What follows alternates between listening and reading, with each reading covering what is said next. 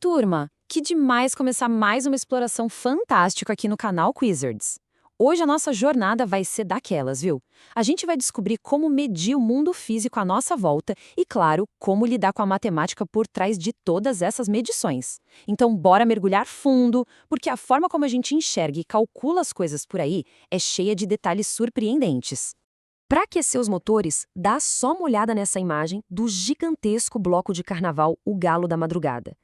Gente, como seria possível contar cada pessoa no meio dessa multidão imensa? Não tem ingresso, não tem catraca para dar um número exato? É bem aí, nessas situações grandiosas, que aquela habilidade matemática de fazer uma estimativa vira um verdadeiro superpoder. Aqui está o nosso mapa da exploração de hoje. Número 1. Estimativa versus acurácia. 2. Instrumentos de medida. 3. Algarismos significativos. 4. Regras de arredondamento. E 5, para fechar com chave de ouro, um super quiz. Tópico 1. Estimativa e acurácia. Afinal, qual a diferença? Bom, a verdade é que a ciência nem sempre trata de ter números perfeitos e impecáveis. Do lado esquerdo da tela, a gente tem a estimativa, que é exatamente o que usamos numa multidão de carnaval quando é impossível contar um por um.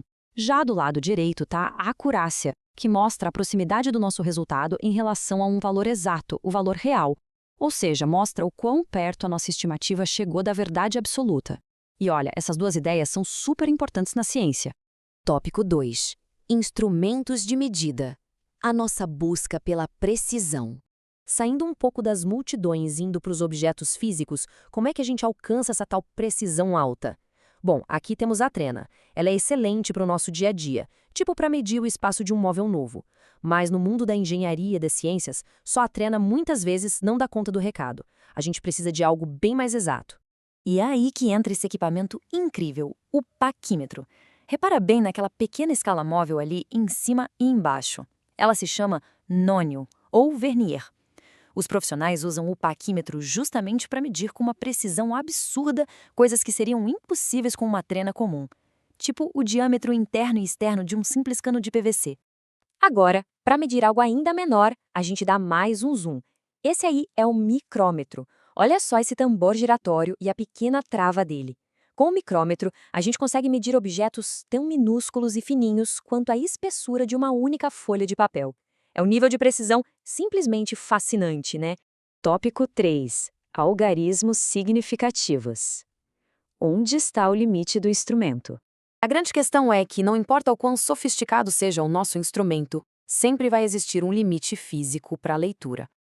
Olhando bem de perto para a borda desse bloco de madeira na régua, dá para notar que ela não cai perfeitamente em cima de uma linha.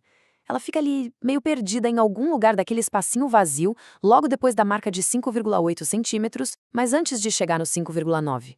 Como um objeto parou nesse espaço intermediário, a gente precisa estimar visualmente esse último pedacinho. Aí anotamos 5,86 centímetros. Os números 5 e 8 são valores exatos que a gente leu na régua, mas aquele último número, o 6, bom, esse a gente teve que adivinhar. É por isso que ele ganha o nome de algarismo duvidoso, porque ele traz exatamente essa incerteza natural do instrumento. Tópico 4. Arredondamento e operações. As regras do jogo matemático. Quando a gente vai fazer contas com essas medições super precisas, existem regras bem rígidas para evitar a criação de uma precisão falsa. Seguindo as regrinhas da ABNT que estão aí nessa tabela, na adição ou subtração, o resultado final tem que manter a mesma quantidade de casas decimais do número original com menos casas. Já na multiplicação e divisão, o resultado fica com a menor quantidade de algarismos significativos no geral. Por exemplo, multiplicando 4,590 por 0,1, bom, o 0,1 só tem um algarismo significativo, então a resposta fica limitada a apenas um algarismo também, resultando em 0,5. E agora, tópico 5, Super Quiz. Hora de testar os conhecimentos. Hoje a gente já passou por estimativas, conhecemos o paquímetro, o micrômetro, desvendamos os algarismos duvidosos e até aprendemos regras matemáticas de arredondamento. Então, bora testar tudo isso num quiz bem rápido. Primeira pergunta na tela. Quantos algarismos significativos tem o número 0,003 segundos? Pensa aí. Tempo esgotado. A resposta é apenas 1. É bom lembrar daquela regra fundamental. Os zeros à esquerda do primeiro algarismo diferente de zero não contam como significativos. Eles estão ali só para posicionar a vírgula decimal mesmo. Vamos para a pergunta número 2. Qual o instrumento visto hoje é considerado ideal pelos profissionais para medir o diâmetro de um cano de PVC? A resposta certa é o paquímetro. Aquele escalanônio que a gente viu na imagem é justamente o que dá todo esse poder de precisão para ele. Pergunta 3 agora, e vamos voltar para aquele bloco de madeira. Na medida de 5,86 centímetros, qual número é chamado de algarismo duvidoso? E a resposta é o número 6. Como ele parou num espaço sem marcação na régua, foi o dígito que a gente precisou estimar visualmente, carregando toda a dúvida da medição. Pergunta número 4, agora sobre as regras matemáticas. Na multiplicação de 4,590 por 0,1, quantos algarismos significativos o resultado final deve obrigatoriamente ter?